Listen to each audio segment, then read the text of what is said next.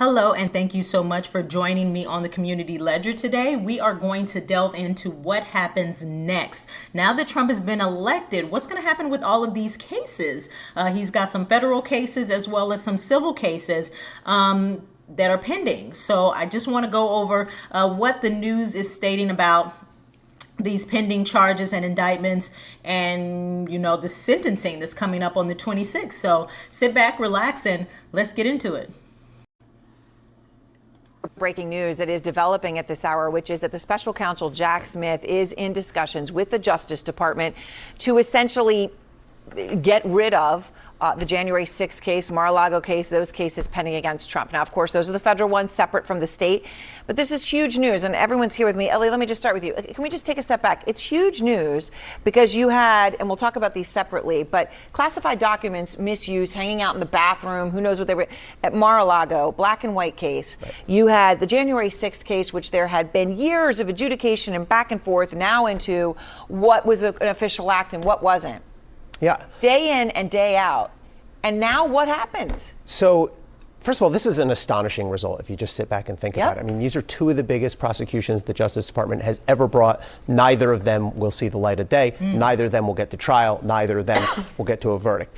Here's what Jack Smith, I believe, would be discussing as between what can happen between now and January 20th. He's not going to be able to have a trial, but a big question is, will he issue a special counsel report like we saw with the Mueller report, the Durham report, the Robert Hur report? The special counsel regulations say he is supposed to file a written report when he's at the end of his case. Now, ordinarily, you'd wait till after your trials. That's not going to happen. But I want to see, are we going to see a Jack Smith report between now and January 20th. One other point I want to make about this new reporting that we got from Paula Reed, that Donald Trump is going to fire Jack Smith, and he accepts that.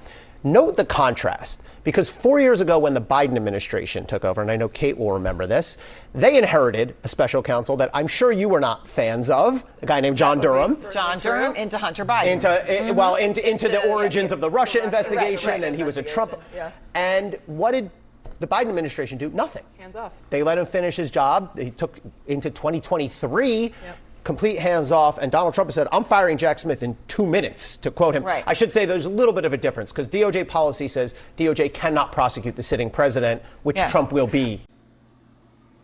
And so, they're mentioning that Biden didn't fire his incoming special counsel when he took over after Trump. But listen, if he's the president, he does what he wants to do. There were indictments, or I would say investigations with regards to Hunter Biden, but he had not been indicted or convicted of anything. And Trump has been indicted. He has been dragged through the mud in and out of court for years over all of this stuff. So he has every right to fire these people if he so chooses, in my opinion. And let's go into exactly what those cases are and who are the power players.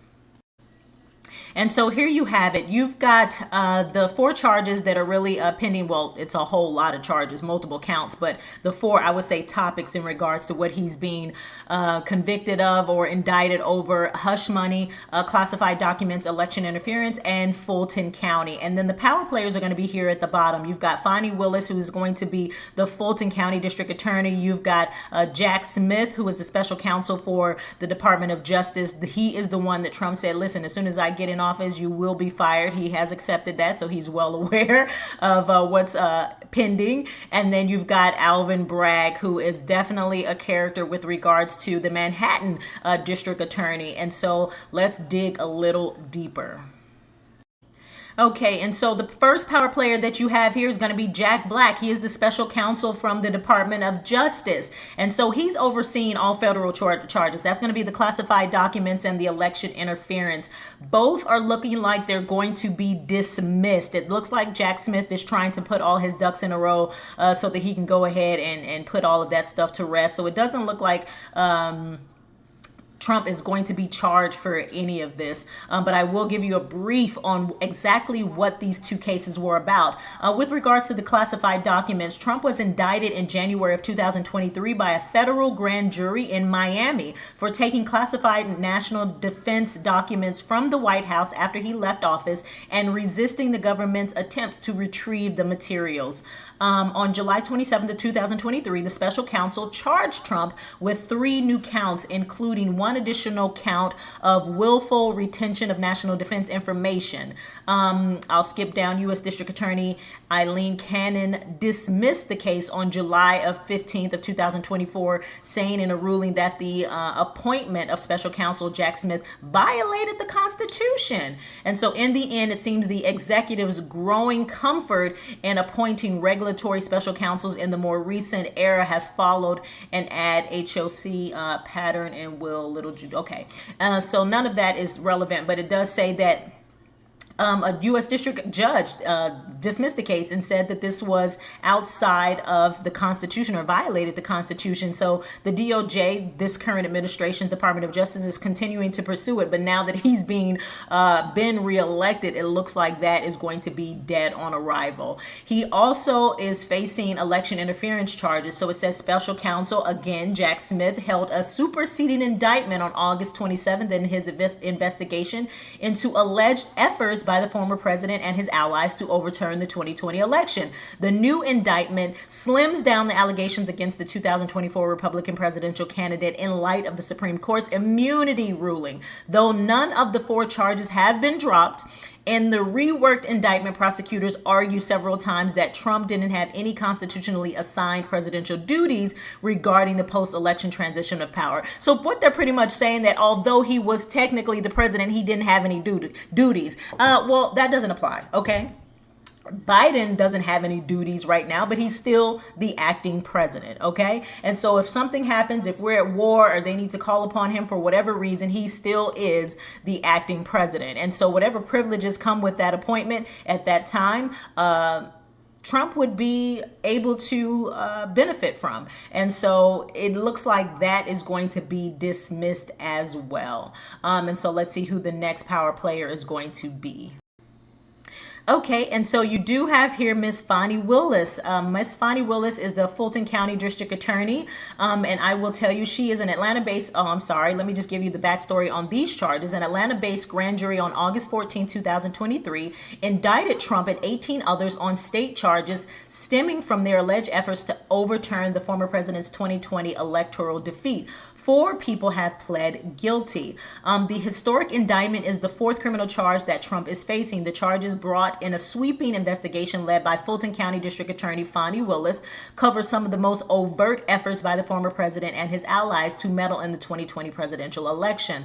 Unlike the election subversion charges brought by brought by special counsel Jack Smith, Willis's case will be insulated if Trump is reelected in 2024. He will not be able to pardon himself or his allies of any state law convictions, nor will he be able to order the state level prosecutions or prosecutors to withdraw the charges. However, on March 13th of 2024, Fulton County Superior Court Judge Scott McAfee dismissed 6 of the 41 counts from the indictment, including 3 that applied to Trump. And I don't know if you remember, of course, this was very high profile because Ms. Fani Willis, it came out that she was allegedly having a relationship or somewhat an affair with the special counsel Nathan Wade, and so that superior judge had to come in and hear testimony from both sides and ultimately decided that the case would continue. However, Fani Willis or Nathan Wade had to be removed from the case. Nathan Wade decided to remove himself so that the case could continue.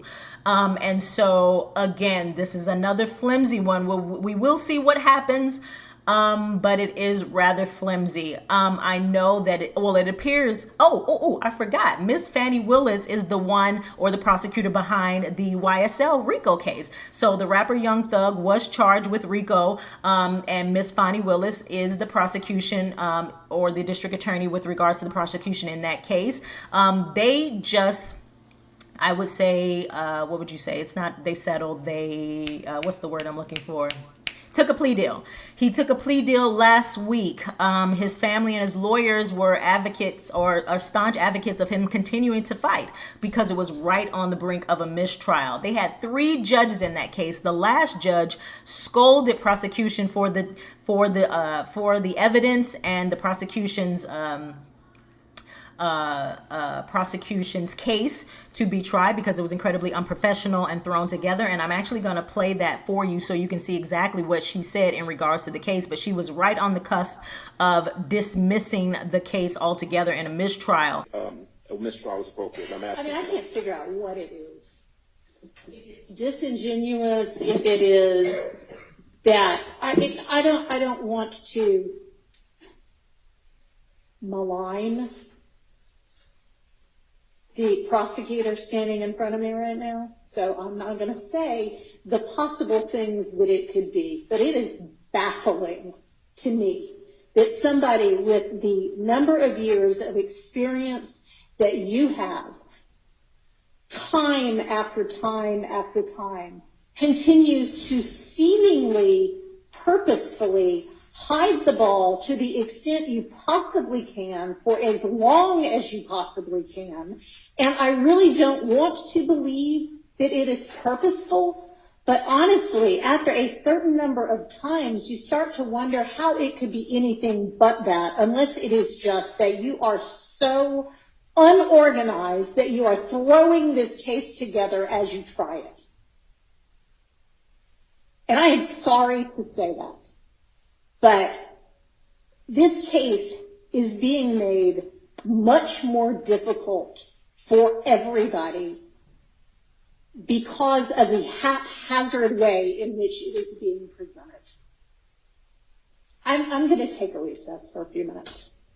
I'll have a ruling when I get back.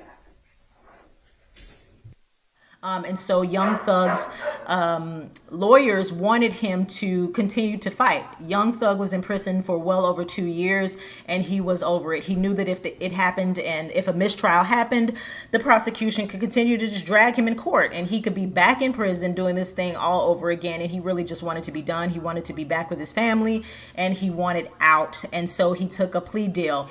The prosecution and the defense were not able to come to an agreement with regards to that plea deal. So the judge again had to step in and make a decision in regards to the technicalities and requirements of that plea deal. And she decided that, you know, a lot of time served would be implemented, and young Thug was able to go home. So he is officially free. But it does look like Miss Fani Willis is one of those prosecutors who likes really high profile cases. She may try to run for some political office in the future, and maybe that's why she, you know, does these things. But I know in the YSL case, you know, the evidence was flimsy. It was marred with all kind of craziness, you know, judge being dismissed, you know, stuff going on behind the scenes that the defense wasn't aware about, and it was a mess nonetheless. And it looks like this Trump case is no different. So we will see what happens. I'm putting on dismissed because I am leaning toward the fact that more than likely it's going to be dismissed as well. And last but not least, you've got Mr. Alvin Bragg. He is going to be the Manhattan District Attorney. He is overseeing the hush money, and that particular case is pending sentencing. So the sentencing should be coming about on November 26th. And so just to give a little bit more context in regards to what this case is about, Trump was first indicted in March of 2023 by the Manhattan District Attorney on state charges related to hush money payments to an adult film star in 2016. On May 30th, he was found guilty on all 34 counts of falsifying business records in the first degree by 12 jurors. Prosecutors alleged during the trial that Trump was part of an illegal conspiracy to undermine the integrity of the 2016 election. Further, they alleged he was part of an unlawful plan to suppress negative information, including the $130,000 payment. Trump pleaded not guilty. And so, of course, you know that this case is surrounding Miss Stormy Daniels. It is alleged that he had an affair with Miss Stormy Daniels and paid her hush money. He did not want that information to come about during his political campaign.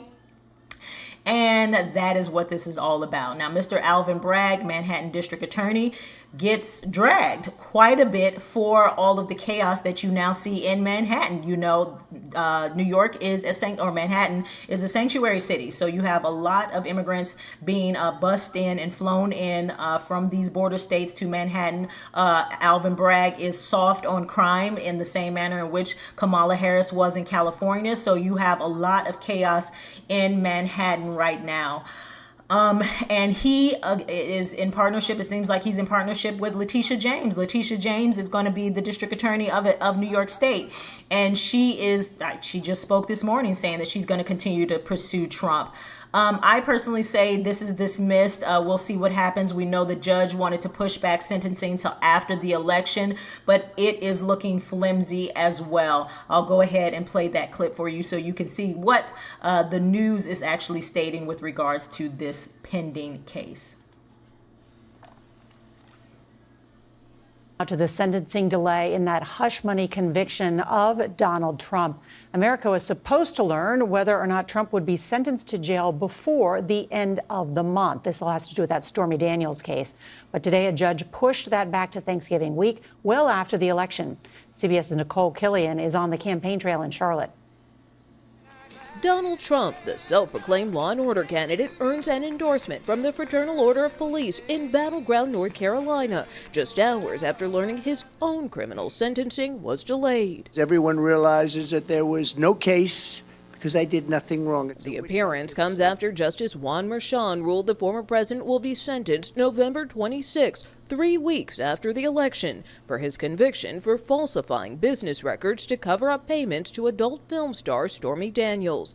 Merchan said he wanted to avoid any influence on the election, writing, "This matter is one that stands alone in a unique place in this nation's history." I'm disappointed in my legal talent, I'll be honest with you. And just down the street in New York City, Trump chose to attend a hearing on his appeal of a $5 million civil judgment now owed to E. Jean Carroll for sexual abuse and defamation. And so there you have it. That case is pending sentencing. What it will be is yet to be seen. Will it be some sort of probation, or will everything get thrown out? We shall see. I also, was curious about what's going to happen to Miss Kamala Harris after all of this. She obviously was promoted to VP after her Senate run, and so, or Senate term, shall I say? And so, since she has now lost to Trump, she will more than likely kind of disappear into oblivion. She will go back into California and be a regular prosecutor, or maybe she will retire. I know that I saw a lot of people online saying Kamala for 2028, and I'm like, listen, don't take us there. We don't need that, okay? There was a resounding appeal for Donald Trump, and that to me shows how much the American public did not trust her, nor wanted her to be in office or be the leader of the United States of America. And so I just don't see her being able to run again. Not only did she do very poorly in the 2016 or 2019 primary, which she ultimately had to drop out of, she was installed, okay? Remember, she was installed in 2024. The public did not vote for her. And even when they did have an opportunity to decide whether or not they wanted her to be the leader of the free world, they voted against her. She lost the Electoral College as well as the popular vote. And so I do not see her being able to make a comeback. We all know that the Democrats are love power, and they love winning. And I think Kamala has proven on multiple forms, on multiple stages, that she is just not a good candidate. She's a very weak candidate. And on top of that, she is a part of the Biden administration, and the Biden administration was a failed administration. A lot of people disapproved with regards to how the economy was handled, how the border was handled, things of that nature. And so she's still going to be connected to a failed administration. And so with that failed Biden administration on top of, a failed primary, as well as a huge defeat, a landslide defeat with Trump in this most current election, I just do not see her having any real national political opportunities moving forward. So I think it's going to be safe to say that it is game over for Miss Kamala Harris. And so, a lot of people in California will probably be glad to hear that. And it just is what it is. And so last but not least, you've got Biden. Unfortunately, days after the election, what is today? Today's 7th. Okay, yeah. So 2 days after the election, you have a lot of people blaming Biden for Kamala's loss. They're saying Had he just stuck to doing one term and not tried to run for a second term, they could have issued a real primary, got someone a lot stronger than Kamala, and they could have quite possibly defeated Trump. But, everything happens for a reason. That's what I say. The Democrats have done a lot of damage, and I think it is time for there to be a shift with regards to American politics because Biden and the Democrats have just, they've done a lot of damage. That's all I can say. In regards to Biden, of course, he's been in Congress for 100 years, and he did not. Was not able to continue to run in 2024, and so more than likely he's going to retire, which I think is best. I think that his cognitive decline showed that he's pretty much earned the right to just, lay on the beach, be an old man, and spend the last days of his life with his family. He had an incredible career in Congress. He was able to serve as a VP to Obama as well as a vice president, and so he's accomplished a lot. I don't think that he should be blamed. Me personally, I don't think he should be blamed for Kamala's failure, simply because Kamala ran a very bogus campaign, in my opinion. She could have done a lot to separate herself from the Biden policies and his administration without disrespecting him. She could have done a lot to answer questions. I think Kamala could have done a lot more in terms of actually listening to people. Like I said, time and time again, surveys were out stating that most Americans were concerned about the economy and the border. Those were the number 2 concerns of most Americans. However, Kamala was dedicated toward making abortion top of mind. Kamala pretty much just said, I'm going to disregard what most Americans are dealing with and struggling with and want me to address, and I'm going to address what I want to address, and that's getting these abortion numbers up. And it ultimately failed. It was not top of mind. It was not a priority for many American women. I remember the day before the election, they said women are going to decide this election in favor of Kamala Harris because abortion rights, I don't even say it's women's rights, I say it is abortion rights, are hugely important for most American women, and the statistics show that just wasn't the case. Women resoundingly voted for Trump, and so obviously they did not feel like their rights as women were going to be taken away under Trump, and that the abortion rights that Kamala was pushing just wasn't a priority. And so that's what's going on. Trump is going to continue. He's going to continue to fight. He's going to continue to fight these pending indictments, and then he's going to get the show on the road. I don't know what they're going to, the Democrats are so untrustworthy. I don't know if they're planning or plotting to do something before he's sworn in January just to keep it from happening. But we shall see. Hopefully they will not do that. I do hope that they take this defeat gracefully, and that there is a peaceful transition of power, and that they will understand or respect the fact that the people have spoken and they want Trump as their leader, and allow him to lead without interference. The second time around, he's a lot more aware of what he needs in terms of cabinet members. He already knows what he's going to do with regards to the border. I was actually shocked, but they said Netanyahu, the leader of Israel, has already called Trump to congratulate him. It appears that there is a lot of respect from Netanyahu to Trump, which is starkly contrasting to what people claim. They claim that none of these foreign leaders have any respect for Trump. That has been proven to be false. There were multiple foreign leaders that called and congratulated him and look forward to working with him. Me personally, I don't think Netanyahu really respected Biden or Kamala.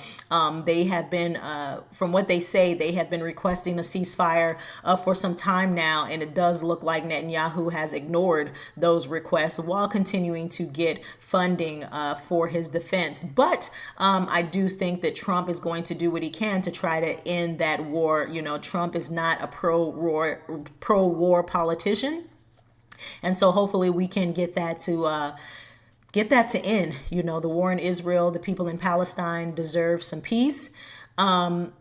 and the hostages need to be released, and we need to kind of just bring some order back to not just America but the world stage. We also need to end this war in Ukraine, and close these borders, get these prices down, and just get back to what Americans are used to, which is opportunity, safety, and peace. That's what the American public wants more of. And the people have spoken. And so what say you? How are you feeling about what may happen on November 26th with this sentencing? And are you happy that, Biden and Kamala are now no longer going to be a part of the political stage and we can just move forward?